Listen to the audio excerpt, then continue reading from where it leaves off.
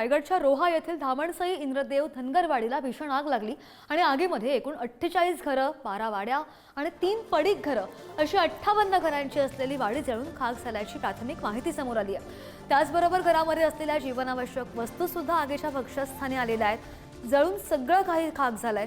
सुदैवानं या आगीमध्ये कोणतीही जीवितहानी झालेली नाहीये।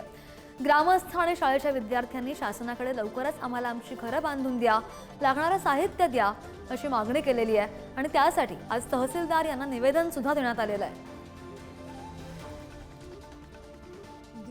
या ठिकाणी वनवेच्या माध्यमातून या संपूर्ण एरियाला आग लागली आणि या आगीमध्ये जवळजवळ 47 ते 48 घरं जळून खाक झाली आहेत। त्याचबरोबर ते 12 जे गोठे आहेत ते गोठ्यांसुद्धा आज संपूर्ण जळून खाक झाले आहेत आणि या ठिकाणी काही 3 ते 4 पडीक घरं होती की ज्यांचा कोणी वापर करत नाही, अशी घरं ही सुद्धा संपूर्ण जमीन आणि आपण पाहू शकता आता कॅमेऱ्याच्या मधून की कशा पण या ठिकाणी ही संपूर्ण आग काल भयानक रुद्र धारण करून या ठिकाणी लागली होती आणि या ठिकाणी असलेली 47 ते 48 घरं जी आहेत ती पूर्ण जळून खाक झालेली आहेत। आपण पाहिलं तर संपूर्ण या ठिकाणी या घरांमध्ये जी काही लागणारं घरातलं साहित्य आहे ते सुद्धा या ठिकाणी आता पडलेलं आहे।